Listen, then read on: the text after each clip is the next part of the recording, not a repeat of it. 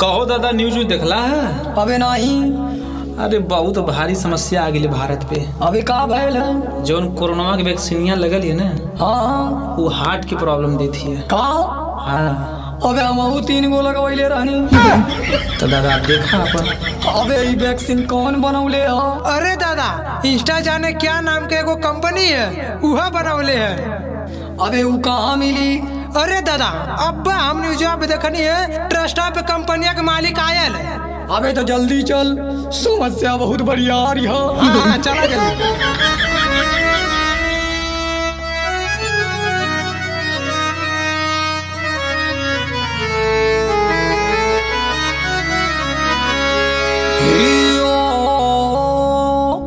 कमीने, तूने ये क्या किया? अबे क्या हुआ? मैंने ऐसा क्या कर दिया?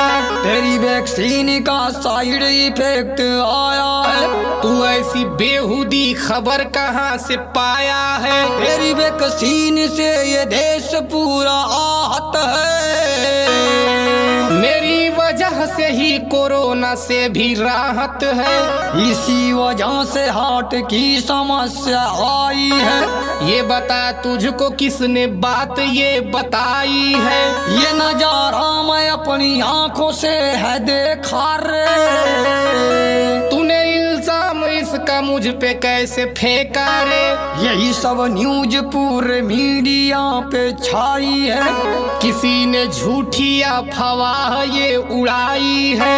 अबे मैंने भी है लगवाया इसका टीका रे। अबे बुढ़ाऊ, मैं क्या लिया हूँ तेरा ठीका रे? अबे पूरे देश में इसका कहर आज छाया है। अबे ऐसा कुछ नहीं है रे बुढ़वा, तू ये झूठी खबर कहाँ से पाया है? और जब आओ ले सुन, पूरा भारत के टेंशन बढ़ा दी होले। पूरा भारत के टेंशन बढ़ा दी होले। ना पता कैसन वैक्सीन बना दी होले। ना पता कैसन वैक्सीन बना दी होले। पूरा भारत के टेंशन बढ़ा दी होले। पूरा भारत का टेंशन बढ़ा दी होले। अरे नहीं दादा सुना, सोचनी हो जाई सब कर भलाई दादा। सोचनी हो जाई सब कर भलाई दादा। हम न जननी की बात बढ़ी जाई दादा। हम न जननी की बात बढ़ी जाई दादा। सोचनी हो जाई सब कर भलाई दादा। सोचनी हो जाई सब कर भलाई दादा।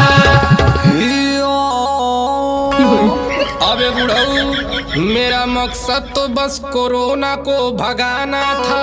कोरोना कम तुझे पैसा ऐठ के जाना था। अबे बुढ़े, मेरी ही देन है, तू जिंदा है। तू कंपनी का मालिक है, नहीं दरिंदा है। मेरे ऊपर लगे आरोप सारे झूठे हैं। तो फिर बता कि ये सवाल कैसे उठे हैं? मैं सबके हित के लिए वैक्सीन बनाया था। यही सब बोल के तुमने हमें भरमाया था। ये वैक्सीन कई देशों ने लगवाया था। इसीलिए तो मौत का आतंक छाया था। तुम्हें जो कह देगा क्या उसकी बात मान लोगे? तो क्या इसी तरह मासूमों की तुम जान लोगे? अभी मैंने वैक्सीन का तो परीक्षण भी करवाया था। अबे ये कोरोना वोरोना कुछ नहीं था। तू इसे जानबूझ कर यहाँ लाया था। अरे ऐसा नहीं है। हाँ, कितनी तड़पी तड़पी के जियत बाड़े हो। कितनी तड़पी तड़पी के जियत बाड़े हो। नौजवानों अचानक मरत बाड़े हो। नौजवानों अचानक मरत बाड़े हो। हाँ, कितनी तड़पी तड़पी के जियत बाड़े हो। नौजवानों अचानक मरत बाड़े हो। धीरे धीरे सब ठीक हो जाई दादा। धीरे धीरे सब ठीक हो जाई दादा। हम न सोचनी कि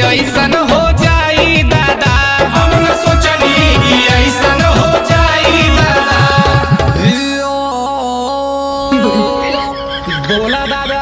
अबे अब इसका तू हर जाना भी चुकाएगा। इतना हर जाना में कहाँ से लेके आएगा? तू भीख मांग या कुछ कर तुझे देना होगा। उसके लिए मुझको कंपनी को बेचना होगा। तूने इस देश को खतरे में आज डाल दिया।